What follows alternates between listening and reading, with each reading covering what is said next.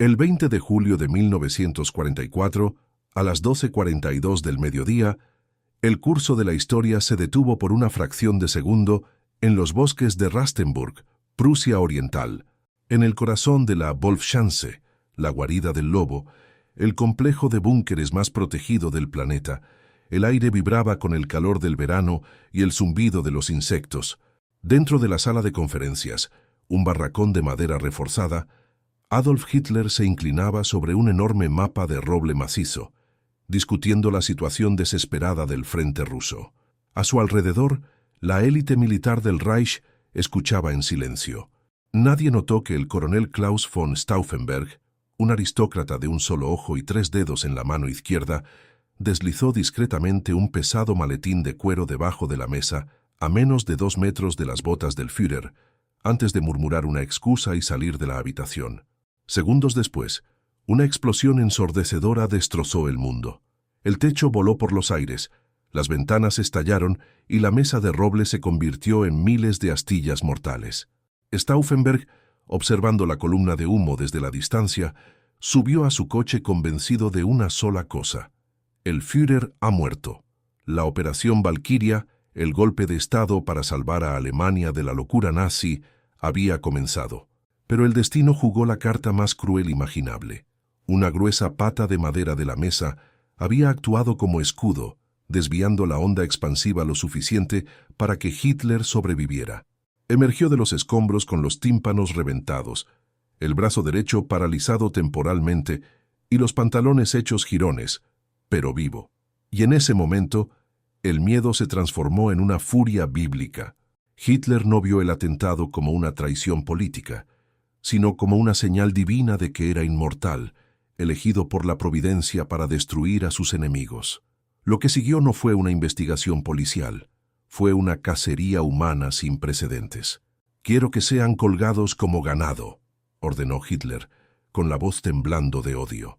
En las horas y días siguientes, la maquinaria de la Gestapo y las SS se puso en marcha para capturar, torturar y ejecutar a cada hombre, mujer y familiar vagamente conectado con el complot. Generales condecorados, mariscales de campo y héroes de guerra fueron arrastrados a sótanos oscuros para enfrentar muertes diseñadas no solo para matar, sino para humillar y agonizar. En este documental, no solo veremos cómo falló la bomba, veremos nombre por nombre, cómo murió cada uno de los hombres que se atrevió a mirar al diablo a los ojos y apretar el gatillo. Para comprender la magnitud de la venganza que estaba a punto de desatarse, primero debemos entender el escenario y el hombre que encendió la mecha. Klaus von Stauffenberg no era un simple asesino. Era la encarnación de la vieja aristocracia alemana, un hombre que despreciaba a los nazis no solo por sus crímenes, sino por su vulgaridad y su incompetencia estratégica. Pero Stauffenberg era también un hombre destrozado físicamente. En abril de 1943, en Túnez, un ataque aéreo aliado le había arrancado la mano derecha, 2 dedos de la izquierda y el ojo izquierdo. Cada movimiento que hacía requería un esfuerzo de voluntad titánico. Sin embargo, era esa misma voluntad la que lo impulsaba.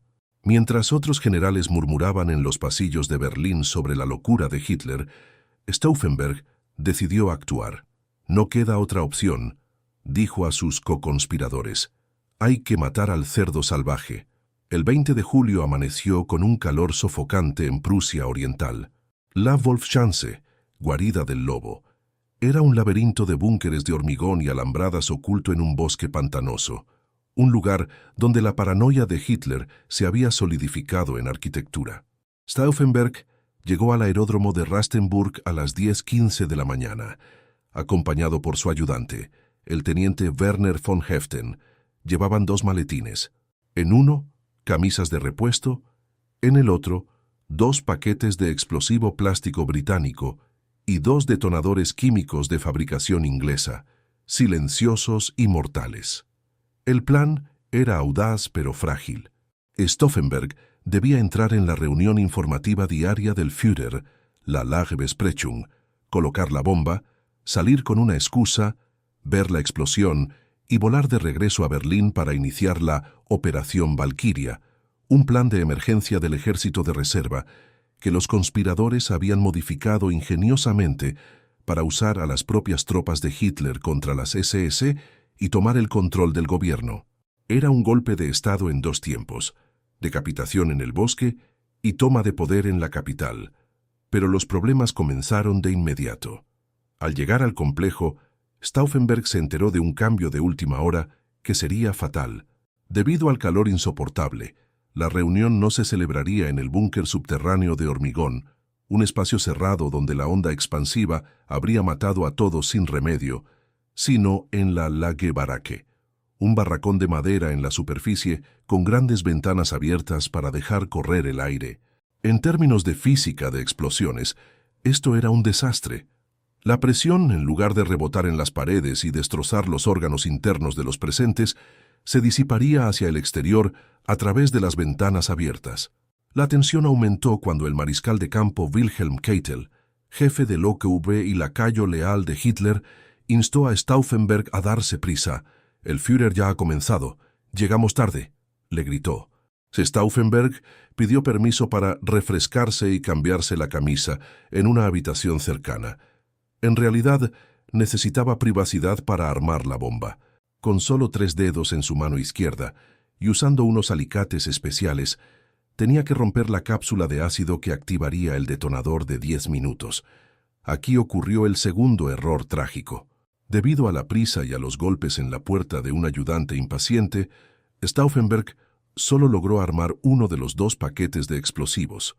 El segundo bloque, que habría duplicado la potencia y asegurado la muerte de todos en la sala, se quedó en el maletín de su ayudante Heften.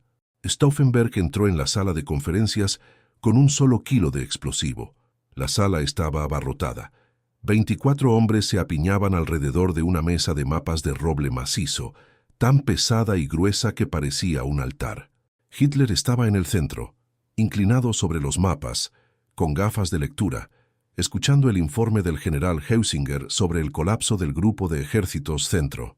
Stauffenberg se deslizó hacia la mesa. «Führer, traigo noticias de las nuevas divisiones de granaderos», dijo. Hitler asintió distraídamente. Stauffenberg colocó el maletín en el suelo, empujándolo lo más cerca posible de las botas del dictador, apoyado contra la parte interior de la gruesa pata de la mesa.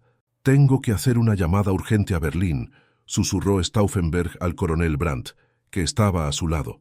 Salió de la habitación sin esperar respuesta. Brandt, incómodo por el maletín que tropezaba con sus pies, hizo el movimiento más insignificante y consecuente de la Segunda Guerra Mundial. Se agachó, tomó el maletín por el asa y lo movió al otro lado de la pata de roble. Ahora, entre la bomba y Hitler, había un bloque sólido de madera densa. A cientos de metros de distancia, Stauffenberg y Heften esperaban junto a su coche, fumando nerviosamente. A las 12:42, una llamarada amarilla y naranja rompió la monotonía del bosque, seguida de un estruendo que hizo temblar el suelo. Vieron cuerpos salir despedidos por las ventanas, madera astillada volando como metralla y una columna de humo negro. «Está hecho», dijo Stauffenberg con la certeza del soldado. Para él era imposible que alguien sobreviviera a ese infierno. Subieron al coche y blufearon en el primer puesto de control. En el segundo, tuvieron que usar su rango para intimidar al guardia. Stauffenberg creía que volaba hacia un Berlín libre. No sabía que dejaba atrás a un Hitler herido, sordo y chamuscado, cuyos pantalones estaban hechos jirones, pero cuyo odio estaba intacto. El diablo tenía más de una vida, y la venganza acababa de despertar. Mientras el polvo de la explosión se asentaba en la guarida del lobo, revelando un paisaje de vigas rotas y mapas carbonizados, una figura emergió de entre los escombros como un espectro cubierto de hollín.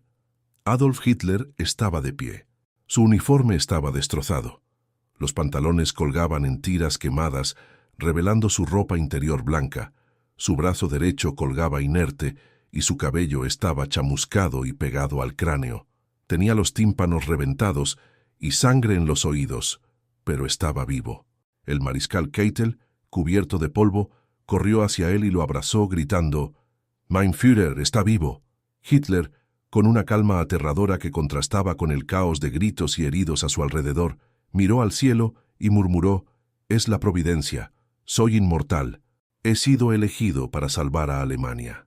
En ese instante, el atentado dejó de ser una amenaza para convertirse en su mayor arma de propaganda. A cientos de kilómetros de allí, en un avión Heinkel G-111 que volaba bajo sobre los bosques de Polonia rumbo a Berlín, Klaus von Stauffenberg miraba por la ventanilla, ajeno a la realidad. Para él, la guerra había terminado. Estaba convencido de que nadie podría haber sobrevivido a la detonación que vio con sus propios ojos. Durante las 3 horas de vuelo, Stauffenberg vivió en una burbuja de euforia triunfal, imaginando un nuevo gobierno, el fin de las SS y una paz negociada con los aliados. Pero mientras él volaba incomunicado, en tierra, la maquinaria del destino se movía en su contra. En Berlín, en el Bendler Block, el cuartel general del Ejército de Reserva y centro neurálgico del golpe, el general Friedrich Olbricht y el coronel Albrecht Merz von Quirnheim esperaban la señal, pero la señal no llegaba. El general Erich Feldgiebel, encargado de cortar las comunicaciones en la guarida del lobo tras la explosión, había fallado parcialmente. O quizás, simplemente, la red de comunicaciones nazi era demasiado redundante. La noticia que llegó a Berlín no fue Hitler ha muerto, sino un confuso. Ha habido una explosión. El Führer está herido, pero vivo. Esta ambigüedad fue letal. Olbricht, un hombre cauto y burócrata, dudó. No lanzó la operación Valkyria inmediatamente. Esas 3 horas de vacilación, mientras Stauffenberg estaba en el aire, fueron el clavo en el ataúd de la conspiración. Cuando Stauffenberg aterrizó en el aeródromo de Rangsdorf a las 15:45, corrió al teléfono esperando encontrar a Berlín bajo control militar. En su lugar encontró silencio y duda. «¿Por qué no habéis lanzado Valkyria?», gritó por el auricular. «Hitler está muerto. Lo vi con mis propios ojos». Su certeza y su carisma lograron reactivar el golpe. A las 16:00, las órdenes de Valkyria salieron por teletipo a todos los distritos militares del Reich. El Führer ha muerto. El ejército asume el control total para mantener el orden. Durante unas horas pareció que funcionaba. En París y Viena, los comandantes locales, creyendo las órdenes oficiales, comenzaron a arrestar a los miembros de las SS y la Gestapo sin disparar un solo tiro. Pero en Berlín, el corazón de la bestia, la mentira de Stauffenberg, tenía las patas muy cortas. El ministro de propaganda, Joseph Goebbels, el hombre más astuto y peligroso del círculo íntimo de Hitler, estaba en la capital. Cuando las tropas del mayor Otto Ernst Remer, un oficial leal que había sido engañado por los conspiradores para rodear el barrio gubernamental, llegaron al ministerio, Goebbels jugó su carta maestra. «El Führer no está muerto», le dijo Goebbels a Remer con una sonrisa de tiburón. «¿Quiere hablar con él?». Goebbels descolgó el teléfono y, gracias a una línea segura que los conspiradores no habían logrado cortar, conectó directamente con la guarida del lobo. Remer, temblando, tomó el auricular. Al otro lado, escuchó la voz inconfundible, aunque débil y temblorosa, de Adolf Hitler. «¿Me reconoce, mayor Remer? Estoy vivo. Los traidores han intentado matarme. Le ordeno aplastar el golpe y restaurar el orden en Berlín. Solo obedecerá mis órdenes y las del Reichsführer Himmler». Ese momento, esa llamada telefónica, fue el fin. Remer, un nazi fanático, giró sobre sus talones. Sus tropas, que minutos antes estaban listas para arrestar a Goebbels, ahora marchaban hacia el Bendler Block para cazar a Stauffenberg. La Operación Valkyria se derrumbó como un castillo de naipes. En el Bendler Block, la atmósfera pasó de la euforia al terror puro. Los teletipos empezaron a escupir contraórdenes desde la guarida del lobo, declarando a Stauffenberg y a sus hombres traidores y asesinos. Los oficiales leales al régimen, que habían permanecido encerrados en sus oficinas, sacaron sus armas. Se escucharon disparos en los pasillos. El general Friedrich Fromm, comandante del ejército de reserva y jefe nominal de Stauffenberg, un hombre que había sabido del complot, pero se había mantenido al margen esperando ver quién ganaba, decidió salvar su propio pellejo. Irrumpió en la oficina de los conspiradores con una pistola en la mano y un grupo de soldados leales. «¡Estáis todos arrestados!», gritó Fromm, desesperado por borrar cualquier rastro de su complicidad pasiva. Stauffenberg, agotado, herido y viendo cómo su sueño se desmoronaba, intentó levantar su única mano buena, pero fue reducido. Eran las 11 de la noche del 20 de julio. El golpe había fracasado.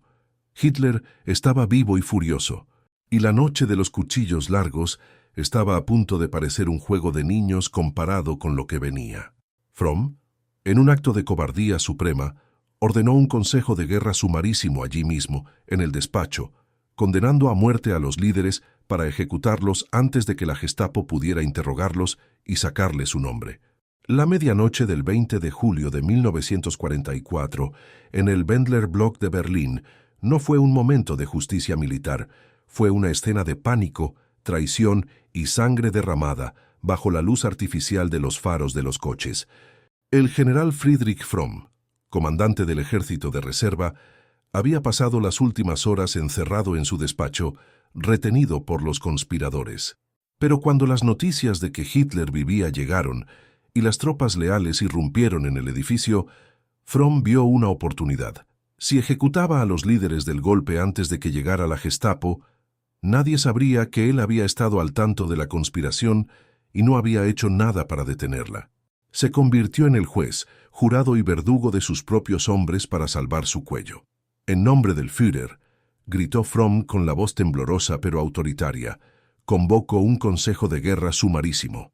Los acusados, el coronel Stauffenberg, el general Olbricht, el coronel Merz von Kirchheim y el teniente Heften, escucharon la sentencia en silencio, condenados a muerte por alta traición. No hubo defensa, no hubo abogados, no hubo tiempo. Fromm quería cadáveres, y los quería ya. Pero antes de la ejecución ocurrió uno de los episodios más grotescos de la noche. El general Ludwig Beck, el líder moral de la resistencia y el hombre designado para ser el nuevo jefe de Estado, pidió una pistola para asumir las consecuencias por sí mismo. Fromm, impaciente, se la concedió. Beck, un anciano digno y respetado, se puso el arma en la sien y disparó. Pero el destino seguía siendo cruel.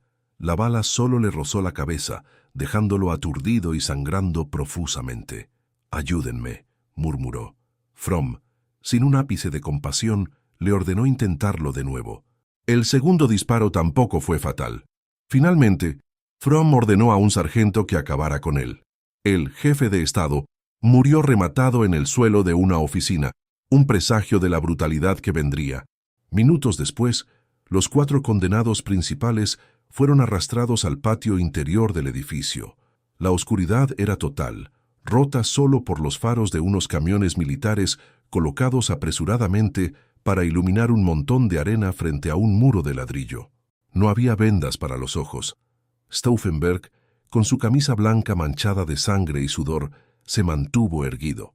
Cuando el pelotón de fusilamiento levantó sus rifles, el teniente Heften, en un último acto de lealtad desesperada, se lanzó delante de Stauffenberg para recibir las balas destinadas a su jefe.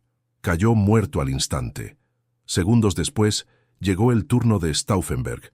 Miró a los soldados, chicos jóvenes a los que quería salvar de una guerra perdida, y gritó con todas sus fuerzas su última frase, que resonaría en la historia alemana. «Larga vida a la sagrada Alemania». La descarga resonó en el patio, silenciando para siempre al hombre que casi mató al diablo.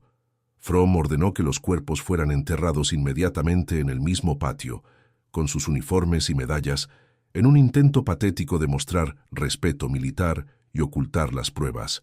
Pero la farsa de Fromm duró poco. Apenas se había disipado el humo de los rifles cuando las puertas del Wendler Block se abrieron de golpe. No eran soldados del ejército regular, eran las SS. Al mando estaba Otto Skorzeny, el famoso Comando de Operaciones Especiales, y Ernst Kaltenbrunner, el temido jefe de la Oficina Principal de Seguridad del Reich, RSHA. Himmler y Goebbels habían llegado para tomar el control. Cuando Kaltenbrunner vio los cadáveres frescos y la tierra removida, comprendió al instante lo que Fromm había intentado hacer. «Has silenciado a los testigos, ¿verdad, Friedrich?», le espetó con una sonrisa fría. Fromm, pálido, intentó explicar que había aplastado el golpe, pero ya era un hombre muerto caminando. La Gestapo no quería mártires enterrados con honores, quería información, nombres y sufrimiento. Al día siguiente, las SS ordenaron exhumar los cuerpos de Stauffenberg y sus compañeros. Les arrancaron las medallas y los uniformes y los quemaron hasta convertirlos en cenizas que fueron esparcidas en los campos de aguas residuales de Berlín. No quedaría ni una tumba para peregrinar. La llegada de las SS marcó el fin del golpe militar y el inicio de la venganza del Führer. Hitler, desde la guarida del lobo, dictó una nueva orden que aterrorizó a la nación, la Sippenhaft, responsabilidad de sangre. Según esta antigua ley germánica resucitada por los nazis, la traición no era un acto individual, sino una corrupción de la sangre. Las familias de los conspiradores, esposas, hijos, padres, hermanos, serían arrestadas. Los niños serían enviados a orfanatos bajo apellidos falsos para ser reeducados o adoptados por familias de las SS. Los adultos irían a campos de concentración. Stauffenberg había muerto, pero su esposa Nina, embarazada, y sus 4 hijos pequeños fueron los primeros en ser borrados del mapa. La maquinaria de terror se expandió esa misma noche más allá de Berlín. En París, el general Karl Heinrich von Stülpnagel, que había logrado arrestar a toda la cúpula de las SS en Francia, recibió la noticia del fracaso. Sabiendo lo que le esperaba, organizó una última fiesta con sus oficiales, brindó con champán y luego condujo hasta el campo de batalla de Verdún, donde había luchado en la Primera Guerra Mundial. Allí, a orillas del río Mosa, se disparó en la cabeza para evitar la tortura. Pero como Beck falló. La bala le arrancó ambos ojos y parte del cerebro, pero sobrevivió. Ciego y agonizante, fue encontrado por una patrulla y llevado a un hospital militar. Cuando despertó en la oscuridad total, escuchó una voz que no era la de un médico, sino la de un agente de la Gestapo. «General, el Führer quiere hablar con usted». La muerte rápida le había sido denegada. Ahora le esperaba Berlín. Si la noche del 20 de julio fue una carnicería impulsiva en el patio del Wendler Block, lo que siguió en agosto fue una masacre coreografiada para las cámaras. Hitler no se contentaba con ver muertos a sus enemigos. Quería verlos quebrados, humillados y despojados de toda dignidad humana antes de que la cuerda les rompiera el cuello. Para ello, activó el escenario más terrorífico del Tercer Reich, el Volksgerichtshof, Tribunal del Pueblo. Y para dirigir la obra, eligió a un hombre que personificaba la locura judicial del nazismo, Roland Freisler. Freisler no era un juez, era un fiscal con toga roja que actuaba como un perro de presa rabioso. Conocido como Rabin Roland, Roland el Furioso, su técnica consistía en gritar a los acusados hasta ensordecerlos, impidiendo que articularan una sola frase de defensa. La sala del tribunal estaba decorada con enormes banderas esvásticas y bustos de Hitler, y las cámaras de los noticieros alemanes estaban colocadas estratégicamente para captar cada gesto de miedo de los prisioneros. Pero había un detalle técnico cruel. Los micrófonos de los acusados estaban desconectados o bajados de volumen, mientras que el de Freisler estaba amplificado al máximo. El resultado auditivo era el de un gigante aplastando a hormigas. El 7 de agosto de 1944 comenzó el primer juicio espectáculo. En el banquillo de los acusados no había delincuentes comunes, sino la aristocracia militar de Alemania. El mariscal de campo Erwin von Witzleben, un héroe de la Primera Guerra Mundial y antiguo comandante en jefe del Oeste, fue el primero en sufrir la ira del sistema. Witzleben, un hombre anciano y digno, llegó a la sala transformado en un espantapájaros. La Gestapo le había confiscado su uniforme, sus medallas y, lo más humillante, su dentadura postiza y su cinturón. Le habían obligado a vestir un traje civil de segunda mano, varias tallas más grande, que le colgaba como un saco. Durante todo el juicio, Witzleben tuvo que sujetarse los pantalones con una mano para que no se le cayeran ante las cámaras, mientras Freisler le gritaba desde el estrado: «¿Por qué te agarras los pantalones así, viejo sucio? No tienes ni decencia para estar de pie ante este tribunal». La imagen de un mariscal de campo alemán, símbolo del honor prusiano, reducido a un anciano desdentado y tembloroso, intentando no quedar desnudo en público, era exactamente lo que Hitler quería ver desde su sala de proyección privada en la guarida del lobo. Freisler no permitió defensa alguna. Cuando el general Erich Höppner otro acusado clave que había sido expulsado del ejército en 1941 por desobedecer una orden suicida de Hitler, intentó explicar sus motivos morales. Freisler estalló en un ataque de histeria. «Moralidad. Tú no tienes moralidad. Eres un cerdo traidor, un canalla». Los gritos del juez eran tan fuertes que incluso los taquígrafos tenían dificultades para seguir el ritmo, y las grabaciones de audio que sobreviven hoy en día son un testimonio sonoro del infierno, una voz chillona y demoníaca insultando a hombres que sabían que iban a morir. Pero en medio de este circo, hubo momentos de valentía que ni Freisler pudo silenciar. El general Erich Feldgiebel, el jefe de comunicaciones que no había logrado cortar la línea telefónica el día del atentado, mantuvo la calma frente a los alaridos del juez. Cuando Freisler le gritó que su traición le costaría la cabeza y que prontos arderían en el infierno, Feldgiebel le respondió con una frialdad profética: «Será mejor que se dé prisa con el ahorcamiento, señor presidente, porque de lo contrario usted colgará antes que nosotros». Feldgiebel sabía que la guerra estaba perdida y que los aliados llegarían a Berlín. Y tenía razón. Freisler moriría meses después aplastado por una viga durante un bombardeo aliado en ese mismo tribunal, mientras sostenía el expediente de otro traidor. Otro acusado, el conde Schwerin von Schwanenfeld, intentó hablar de los numerosos asesinatos cometidos en el extranjero y en los campos, refiriéndose al Holocausto y a las masacres en Polonia. Freisler, al oír esto, entró en pánico. Sabía que las cámaras estaban rodando y no podía permitir que se mencionaran los crímenes del régimen. «¡Cállate!», aulló, golpeando la mesa. «Eres un sinvergüenza. No hables de asesinatos. Tú eres el asesino». El veredicto estaba escrito antes de que empezara el juicio. Todos fueron condenados a muerte. Pero la sentencia no era el fusilamiento, el método tradicional y honorable para los militares. Hitler había sido muy específico en sus instrucciones. «No quiero que mueran como soldados. Quiero que sean colgados como ganado en un matadero». Esta orden no era una metáfora. Era una instrucción técnica para la prisión de Plötzensee. Al final del día, Freisler leyó las sentencias con una sonrisa sádica, disfrutando de su poder sobre la vida y la muerte. El Tribunal del Pueblo os encuentra culpables de la traición más despreciable jamás conocida en la historia del pueblo alemán. Seréis ahorcados. Los guardias sacaron a los prisioneros a empujones. Witzleben, Hopner, Stiff y los demás fueron cargados en furgonetas negras y conducidos a pocos kilómetros de allí, a la prisión de Plötzensee, donde el verdugo Wilhelm Röttger ya tenía preparada la sala de la muerte. No había horcas tradicionales, había ganchos de carnicero, y no había cuerdas de cáñamo que rompieran el cuello al caer. Había cuerdas de piano.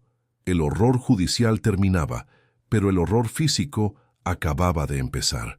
El 8 de agosto de 1944, pocas horas después de recibir su sentencia en el Tribunal del Pueblo, el mariscal de campo Erwin von Witzleben y otros 7 condenados fueron trasladados a la prisión de Plötzensee, en las afueras de Berlín. No fueron llevados al patio principal para ser fusilados por soldados, como dictaba el Código de Honor Militar. En su lugar, fueron conducidos a un pequeño edificio de ladrillo rojo, una antigua cochera convertida en sala de ejecución. Al entrar, el olor a desinfectante barato y miedo rancio golpeó sus sentidos. Pero lo que heló la sangre de estos veteranos de guerra no fue el olor, sino lo que vieron colgando del techo. Atravesando la sala, una viga de acero negro sostenía 8 ganchos de carnicero. No había sogas largas para una caída rápida que rompiera el cuello al instante. En su lugar, colgaban lazos cortos hechos de cuerda de cáñamo muy fina y alambre, conocidos popularmente como cuerdas de piano. El verdugo Wilhelm Röttger, un hombre corpulento y sádico que cobraba por cabeza, los esperaba con una botella de coñac en la mano y una sonrisa burlona. La sala estaba iluminada no por luces tenues, sino por focos de estudio cinematográfico cegadores. Hitler había ordenado que las muertes fueran filmadas. Quería una película privada de la agonía de sus enemigos.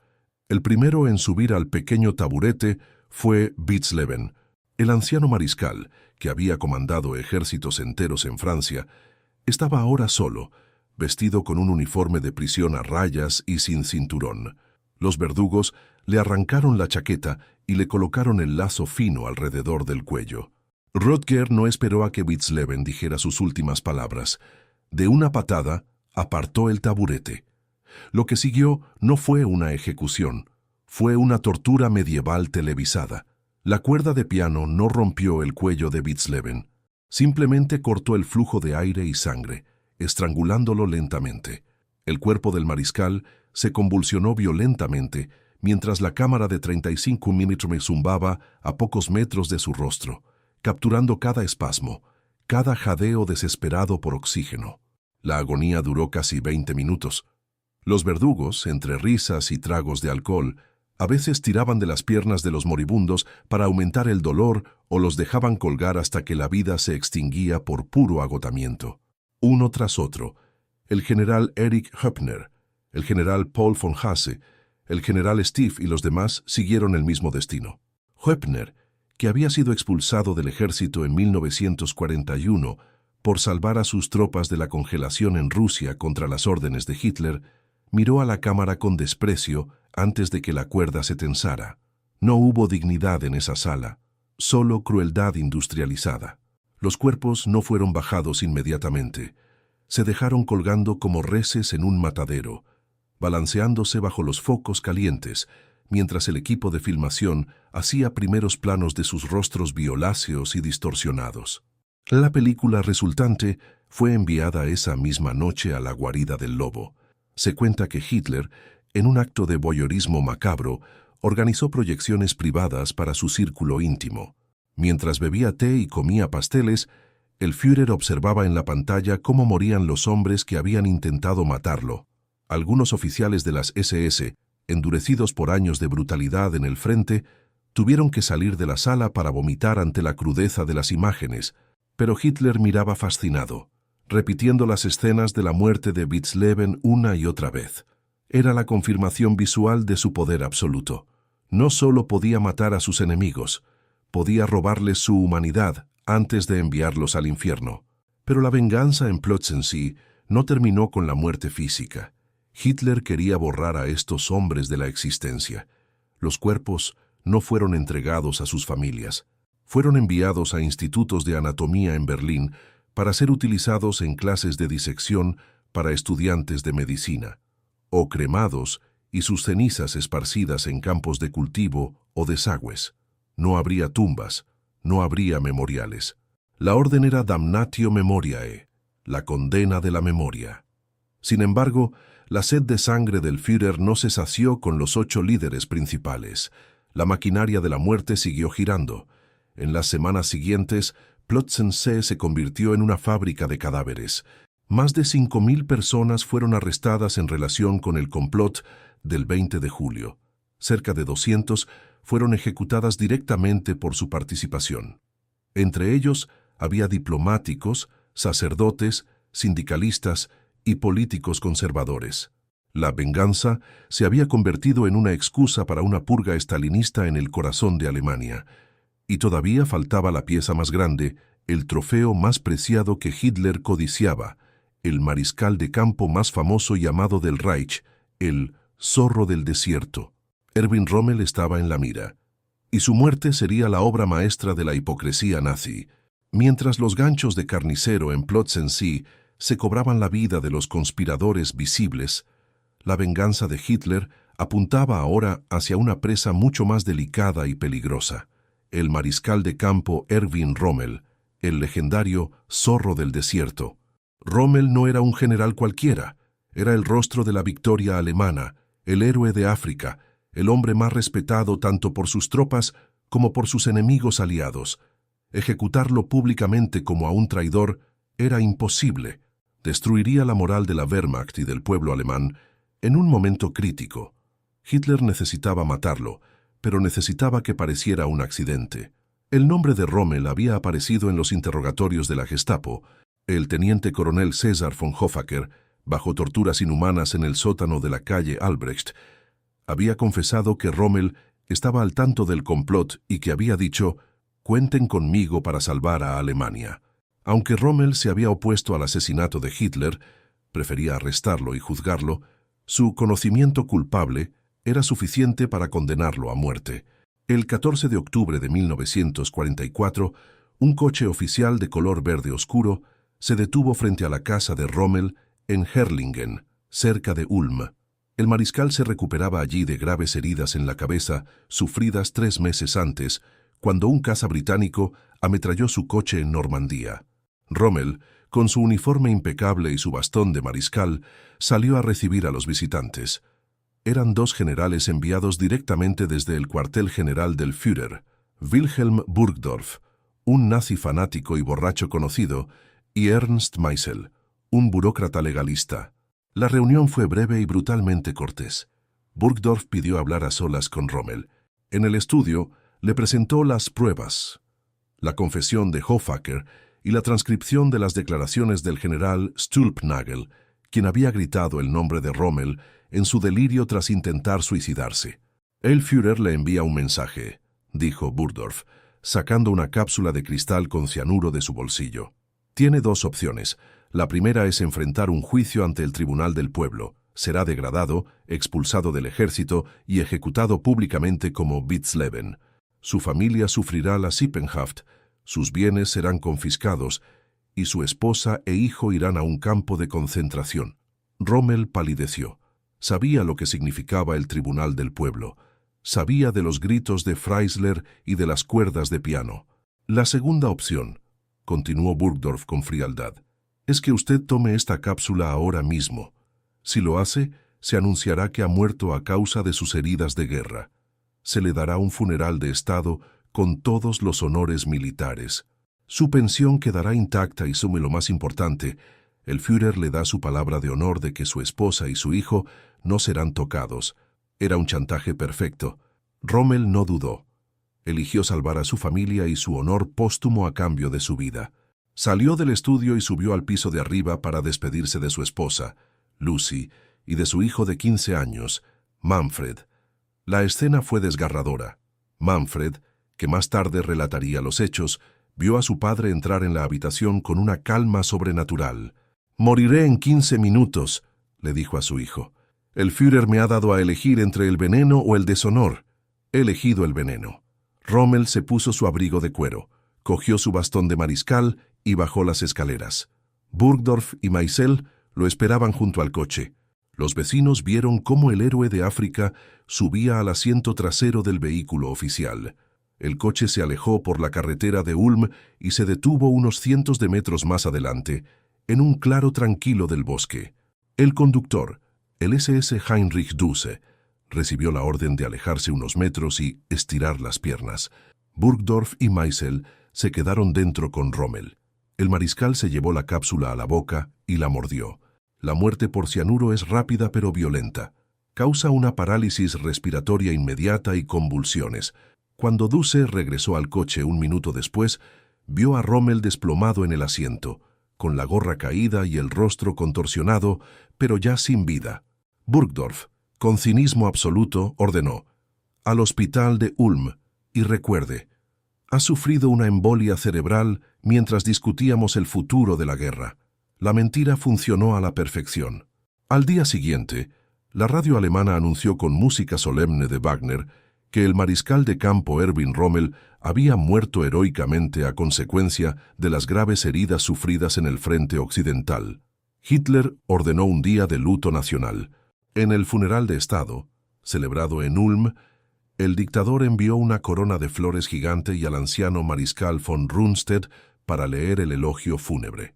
Lucy y Manfred tuvieron que soportar la tortura de ver a los asesinos de su esposo y padre rindiéndole honores falsos, sabiendo que si decían una sola palabra de la verdad, serían asesinados también. Fue la obra maestra de la hipocresía nazi. Hitler había matado a su mejor general y lo había convertido en un mártir para motivar a las tropas a seguir luchando en una guerra perdida. Rommel fue enterrado como un héroe, pero murió como una víctima más de la paranoia de un hombre que ya no distinguía entre amigos y enemigos, solo entre esclavos y cadáveres.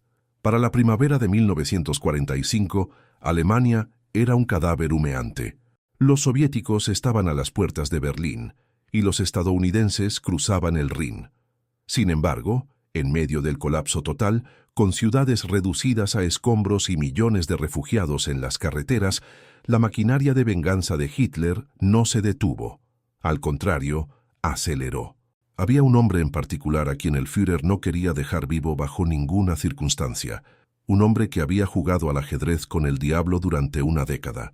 El almirante Wilhelm Canaris, el jefe de la Abwehr, la inteligencia militar alemana.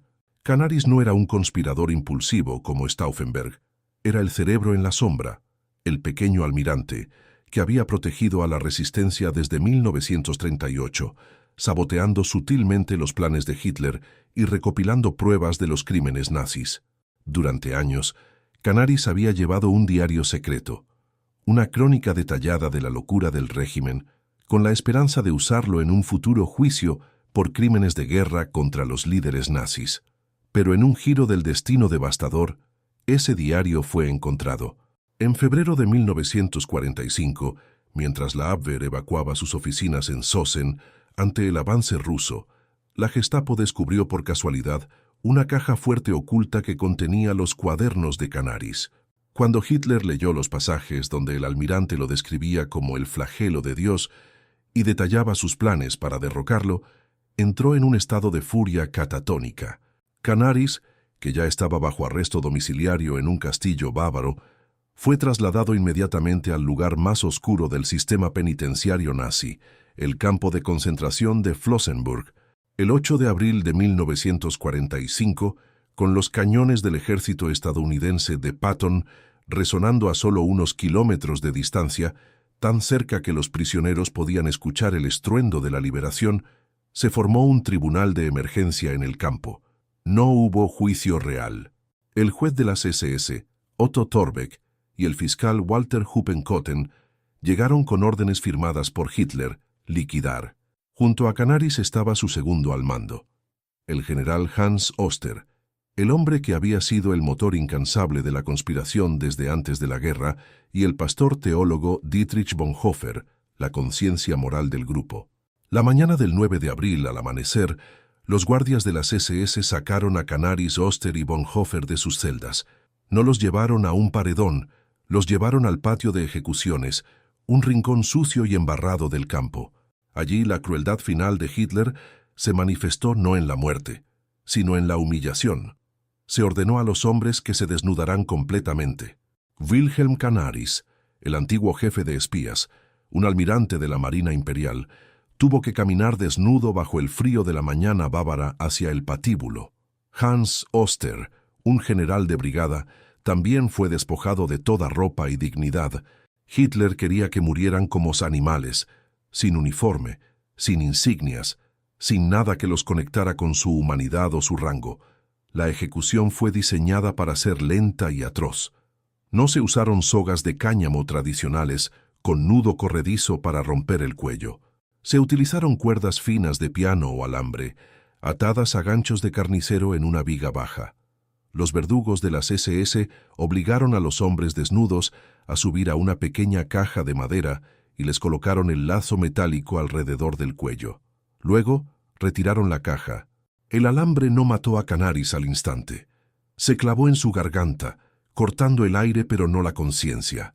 Los testigos, otros prisioneros que observaban desde las barracas, relataron después que la agonía del almirante duró casi 30 minutos. En un acto de sadismo supremo, se dice que los verdugos interrumpieron el proceso varias veces, bajándolo cuando perdía el conocimiento para reanimarlo con agua fría, solo para volver a colgarlo y prolongar su sufrimiento. Oster y Bonhoeffer sufrieron el mismo destino. Mientras sus cuerpos se enfriaban en el barro de Flossenbürg, el sonido de la artillería aliada se hacía más fuerte. 2 semanas después, el 23 de abril, la 90ª División de Infantería de E.E.U. liberó el campo. Encontraron las orcas, los ganchos y las cenizas aún calientes en los hornos crematorios, pero llegaron demasiado tarde para salvar a la conciencia de Alemania. Hitler, encerrado en su búnker de Berlín, a punto de suicidarse él mismo, se había asegurado de llevarse a sus enemigos a la tumba antes de que pudieran ver la caída del Reich. Fue su última victoria pírrica. Mató al futuro de Alemania para proteger su propio pasado criminal hasta el último segundo. La muerte de Canaris y Oster marcó el fin de la vieja guardia, de los hombres que habían intentado detener la guerra desde dentro durante años. No murieron como soldados en el campo de batalla, ni como mártires en una plaza pública. Murieron desnudos, estrangulados con alambre, a pocos días de la libertad, víctimas de un rencor que superaba incluso al instinto de supervivencia del propio régimen. Mientras la maquinaria de muerte nazi devoraba a Canaris y a los últimos conspiradores en los campos de concentración, en el centro de Berlín se preparaba un acto de justicia divina que ni siquiera Hollywood podría haber guionizado mejor. El protagonista de esta escena era Roland Freisler, el juez demoníaco del Tribunal del Pueblo, el hombre que había enviado a la horca a miles de traidores con sus gritos histéricos. El 3 de febrero de 1945, Berlín sufrió uno de los bombardeos más devastadores de la guerra. Casi 1000 fortalezas volantes, B-17 de la Fuerza Aérea de los Estados Unidos, aparecieron sobre la capital al mediodía. En la sala del tribunal, Freisler estaba en medio de una de sus habituales diatribas, gritando e insultando a Fabian von Schlabrendorff, otro conspirador clave que había intentado matar a Hitler con una bomba en una botella de Cointreau en 1943. «Te enviaré al infierno antes de que caiga la noche», aullaba Freisler. De repente, las sirenas antiaéreas fueron ahogadas por el estruendo de las explosiones cercanas. El edificio del tribunal se sacudió violentamente. Mientras todos corrían hacia el refugio antiaéreo, Freisler se quedó atrás unos segundos. Algunos dicen que intentaba salvar los expedientes de los acusados para asegurarse de que fueran ejecutados al día siguiente. Otros, que simplemente su arrogancia le impedía correr como una rata. Sea como fuere, una bomba aliada impactó directamente en el edificio. Una enorme viga de mampostería y acero se desprendió del techo y aplastó al juez en el acto. Cuando el polvo se asentó, encontraron a Roland Freisler muerto en medio de los escombros. Lo grotesco de la escena era que, en su mano fría y rígida, todavía aferraba con fuerza el expediente de Schlabrendorff. El verdugo había muerto antes que la víctima. Un médico que pasaba por allí fue llamado para certificar la muerte. Al ver quién era el cadáver, dijo secamente: «Es el veredicto de Dios». Schlabrendorff, increíblemente, sobrevivió al bombardeo y, con su juez muerto y el expediente perdido en el caos, logró evitar la ejecución hasta el final de la guerra. Pero mientras un monstruo moría en Berlín, el destino de los inocentes pendía de un hilo en el sur. La Sippenhaft, responsabilidad de Klan, estaba en pleno efecto. Las familias de los conspiradores, las esposas y los hijos de Stauffenberg, Goerdeler, von Hassel y otros, habían sido arrestadas. Los niños Stauffenberg, de entre 3 y 10 años, habían sido separados de su madre, Nina, que estaba embarazada y fue enviada al campo de Ravensbrück, y llevados a un orfanato especial en Bad Saxa. Allí se les dio un nuevo apellido, Meister. Se les prohibió usar su verdadero nombre, y se les dijo que su padre era un traidor despreciable, que había deshonrado a Alemania. El plan de Himmler era siniestro. Estos niños serían reeducados para olvidar su linaje y convertirse en futuros soldados de las SS, odiando sin saberlo a sus propios padres. Sin embargo, a medida que el Reich colapsaba en abril de 1945, las SS decidieron mover a estos prisioneros especiales, los Prominenten, hacia el sur, a la fortaleza alpina, en el Tirol, para usarlos como rehenes en una negociación final con los aliados, más probablemente para ejecutarlos si todo fallaba. Un convoy de camiones y autobuses cargados con la élite prisionera de Europa, incluyendo al ex canciller austriaco Schuschnigg, al ex primer ministro francés Léon Blum y a las familias de los conspiradores del 20 de julio, llegó al pueblo de Niederdorf, en los Dolomitas italianos. La tensión en Niederdorf era insoportable. Los guardias de las SS, bajo el mando del sádico Obersturmführer Stiller, tenían órdenes de liquidar a los prisioneros antes de que cayeran en manos americanas. Los rehenes sabían que su tiempo se acababa. En un acto de desesperación, uno de los prisioneros, el coronel Bogislaw von Bonin, que había sido arrestado por permitir una retirada táctica en Varsovia contra las órdenes de Hitler, logró contactar con el general de la Wehrmacht local en Bolzano. Lo que sucedió a continuación fue una escena surrealista, donde la Wehrmacht regular se volvió contra las SS para salvar a los traidores. El 30 de abril de 1945, el mismo día que Hitler se suicidaba en su búnker, una compañía de soldados de la Wehrmacht, liderada por el capitán Richard von Alvensleben, rodeó la plaza del pueblo de Niederdorf. Apuntaron sus ametralladoras y cañones antitanque no contra los estadounidenses, sino contra los guardias de las SS que custodiaban a las familias. «Entreguen a los prisioneros o abriremos fuego», gritó von Alvensleben. Los hombres de las SS, superados en número y viendo que su Führer ya no podía protegerlos, se rindieron. Fue un momento de liberación extraña y hermosa. Soldados alemanes salvando a las viudas y huérfanos de los hombres que habían intentado matar a su líder. Nina von Stauffenberg dio a luz a su quinta hija, Constance, en prisión en enero de 1945. Sobrevivió milagrosamente porque los nazis querían esperar a que se recuperara del parto para ejecutarla.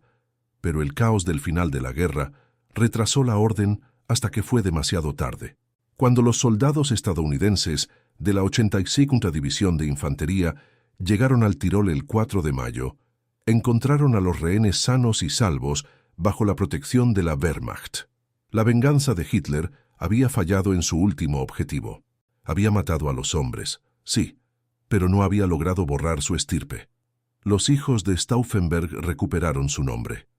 La sangre que Hitler quería extinguir sobrevivió para ver un mundo sin esvásticas. En las ruinas humeantes del Tercer Reich, mientras el cuerpo del dictador ardía en una zanja de Berlín empapado en gasolina, los descendientes de sus enemigos respiraban el aire limpio de los Alpes. La pesadilla había terminado, mientras la primavera de 1945 traía la liberación a las familias de los conspiradores en los Alpes. En el centro de Berlín, bajo metros de hormigón y tierra, se representaba el acto final de la cobardía. Adolf Hitler, el hombre que había exigido a sus generales que lucharan hasta la última bala y que había ordenado colgar a sus enemigos con cuerdas de piano para prolongar su agonía, se enfrentaba ahora a su propio final. Y la comparación entre su muerte y la de sus víctimas es el veredicto definitivo de la historia. El 29 de abril de 1945, el Führerbunker era un manicomio silencioso. Los generadores diésel zumbaban. El aire estaba viciado y el suelo temblaba cada pocos segundos por el impacto de la artillería soviética que ya estaba en la Potsdamer Platz, a solo unos cientos de metros. Hitler, ahora una ruina humana con la mano izquierda temblando incontrolablemente y la mirada perdida, recibió una noticia que selló su destino. Benito Mussolini, su aliado y amigo, había sido capturado por partisanos italianos, ejecutado sumariamente y colgado boca abajo en una gasolinera de Milán junto a su amante, Clara Petacci, para que la multitud escupiera y golpeara sus cadáveres. Esta imagen aterrorizó a Hitler más que cualquier ejército ruso. Él, que había disfrutado viendo las películas de la agonía del mariscal Witzleben, colgado de un gancho de carnicero, no podía soportar la idea de sufrir un destino similar. No tenía el valor de enfrentar un juicio público como había obligado a hacer a Höppner y a los demás. No tenía el coraje de mirar a los ojos a sus captores. Decidió que su salida sería rápida, indolora y, sobre todo, privada. Pero antes de que el dictador apretara el gatillo, la maquinaria de venganza nazi se cobró una última víctima irónica, cerrando un círculo de karma brutal. El general Friedrich Fromm, el hombre que había traicionado a Stauffenberg la noche del 20 de julio, el que había ordenado fusilar a sus propios camaradas en el patio del Bendler Block para salvar su propio pellejo y demostrar su lealtad, no se salvó. Hitler nunca creyó la actuación de Fromm. ¿Por qué tenía tanta prisa en ejecutar a los testigos principales si no tenía nada que ocultar?, preguntó el Führer días después del atentado. Fromm fue arrestado, torturado y finalmente juzgado por cobardía ante el enemigo. El 12 de marzo de 1945, en la prisión de Brandeburgo-Görden, Fromm fue llevado al paredón. Antes de morir, dijo: «Muero porque lo ordené». Fue fusilado por las mismas tropas a las que intentó apaciguar con la sangre de Stauffenberg. La traición no le compró la vida, solo le compró una muerte deshonrosa, despreciado tanto por los nazis como por la resistencia. Volviendo al búnker, el 30 de abril llegó el momento. Mientras Klaus von Stauffenberg había muerto gritando «¡Larga vida a la sagrada Alemania!» frente a un pelotón de fusilamiento, Hitler se encerró en su habitación privada con Eva Braun. No hubo discursos heroicos, no hubo sacrificio por el pueblo. Hubo una pastilla de cianuro para ella y una pistola Walter PPK de 7.65 milímetros para él. A las 15:30 se escuchó un solo disparo ahogado. Cuando su ayuda de cámara, Heinz Linge, y su secretario, Martin Bormann, entraron en la habitación, encontraron al lobo muerto en el sofá. Se había disparado en la sien derecha. La sangre manchaba la tapicería floral. Eva Braun estaba a su lado, con olor a almendras amargas en el aliento, las piernas encogidas en el sofá. La gran diferencia moral radica en lo que sucedió después. Stauffenberg, Treskov, Oster y Canaris habían aceptado que sus cuerpos fueran profanados, quemados y esparcidos en las alcantarillas, porque su objetivo era más grande que su propia vanidad. Hitler, en cambio, estaba obsesionado con su cuerpo hasta el final. Había dejado órdenes estrictas. No quiero ser una atracción de feria en Moscú. Quemadme hasta que no quede nada. Sus secuaces sacaron los cadáveres al jardín de la Cancillería del Reich. Bajo una lluvia de obuses rusos, rociaron los cuerpos con 200 litros de gasolina que habían sido desviados de los tanques del ejército, mientras las tropas en el frente no tenían combustible para retirarse y les prendieron fuego. Mientras Stauffenberg murió iluminado por los faros de los camiones de sus soldados, Hitler ardió como basura en un agujero de obús, vigilado por fanáticos de las SS que hacían el saludo nazi ante una pira humeante. La muerte de Hitler no salvó a nadie. La guerra continuó durante 8 días más, costando miles de vidas adicionales, solo para cumplir su testamento político. En cambio, la muerte de los conspiradores plantó una semilla. En ese momento, parecía que habían fracasado estrepitosamente. Pero al mirar las dos escenas, el patio del Wendlerblock y el jardín de la Cancillería, la historia emitió su juicio. El hombre que se suicidó en el sofá murió derrotado, no por las armas aliadas, sino por el miedo absoluto a enfrentar la justicia que él mismo había pervertido. Los hombres que murieron en los ganchos de carnicero y en los paredones ganaron la única batalla que importaba, la batalla por la dignidad humana. Hitler quemó su cuerpo para esconderse. Los conspiradores entregaron el suyo para ser encontrados por la historia. El 8 de mayo de 1945, las armas callaron en Europa. El Tercer Reich, que iba a durar 1000 años, había colapsado en 12, dejando un continente en ruinas y millones de muertos. Pero para las familias de los hombres del 20 de julio, los Stauffenberg, los Treskov, los York, los Moltke, la paz no trajo la redención inmediata que esperaban. Al contrario, se encontraron viviendo en una Alemania dividida no solo por muros, sino por la culpa y la negación. Durante la década de 1950, en la Alemania occidental de la posguerra, Klaus von Stauffenberg y sus compañeros no eran vistos universalmente como héroes. Para una gran parte de la población, todavía adoctrinada o incapaz de enfrentar su propia complicidad, eran Verräter, traidores. Habían roto su juramento sagrado de lealtad, Reichsbereit, al Führer en medio de una guerra, apuñalando por la espalda a los soldados en el frente. Las viudas, como Nina von Stauffenberg, tuvieron que luchar durante años no solo con el trauma de la pérdida y la prisión, sino con la burocracia estatal para recibir las pensiones que les correspondían como víctimas del nazismo. A menudo, los jueces que decidían sobre estas pensiones eran antiguos funcionarios nazis reciclados por la nueva democracia. La soledad de estas familias en la posguerra es el epílogo más triste de la conspiración. Mientras los antiguos generales de la Wehrmacht publicaban memorias justificando sus acciones, solo seguíamos órdenes. Los hijos de la resistencia crecían bajo la sombra de un estigma. ¿Eran hijos de héroes o de traidores? La sociedad alemana tardó una generación entera en responder a esa pregunta. El cambio comenzó lentamente. En 1952, Otto Ernst Remer, el mayor que había detenido el golpe en Berlín tras hablar con Hitler por teléfono, ahora un político de extrema derecha, llamó públicamente traidores a la patria a los conspiradores. Fue llevado a juicio por difamación. El fiscal general, Fritz Bauer, un judío alemán que había regresado del exilio, convirtió el proceso en un juicio histórico sobre la legitimidad de la resistencia. Bauer argumentó brillantemente que el Tercer Reich no era un Estado de derecho, sino un Estado de injusticia, un Rechtsstaat, y por lo tanto, la traición a Hitler era, en realidad, lealtad a Alemania y a la humanidad. El tribunal falló a favor de la resistencia. Declaró que el régimen nazi era ilegal y criminal, y que aquellos que lucharon para derrocarlo actuaron en legítima defensa del pueblo alemán. Fue el momento en que la historia giró. Stauffenberg dejó de ser un amotinado y se convirtió en la conciencia moral de la nueva República Federal. Hoy, si caminas por Berlín y entras en el patio del Wendler Block, donde aquella noche de julio los faros de los camiones iluminaron los fusilamientos, encontrarás un silencio reverente. El lugar es ahora el monumento a la resistencia alemana. En el centro del patio, donde cayeron los cuerpos, no hay una estatua grandilocuente de un general a caballo. Hay una figura de bronce de un joven desnudo con las manos atadas, simbolizando la indefensión y el sacrificio.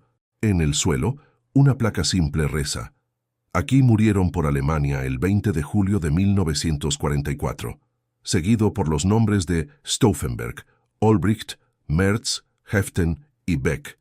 Cada año, el 20 de julio, los nuevos reclutas del ejército alemán actual, la Bundeswehr, realizan su juramento de lealtad en ese mismo patio. Pero ya no juran lealtad a un hombre ni a un Führer. Juran defender el derecho y la libertad del pueblo alemán. La ironía es poderosa. El ejército que Hitler creó para conquistar el mundo ahora basa su tradición y su ética en los hombres que intentaron matarlo. Stauffenberg no logró matar a Hitler con la bomba, pero al final, su espíritu mató el legado de Hitler en el ejército. En contraste, el lugar donde Hitler se suicidó, el Führerbunker, es hoy un aparcamiento anodino cerca de un bloque de apartamentos. No hay monumento, solo un cartel informativo para evitar que se convierta en un lugar de peregrinación para neonazis. La historia ha hablado a través de la geografía urbana. El patio de los traidores es un santuario. La tumba del líder es un lugar para aparcar coches. El legado del 20 de julio va más allá de Alemania. Nos recuerda que incluso en la oscuridad más absoluta del totalitarismo, cuando la maquinaria del Estado, la ley, la policía y el ejército están todos al servicio del mal, el individuo todavía tiene una elección.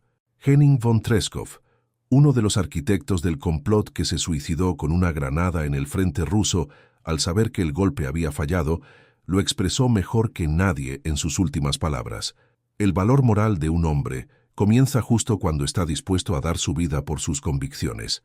Ellos sabían que probablemente fallarían, sabían que serían llamados traidores, sabían que sus familias sufrirían, y sin embargo, colocaron la bomba.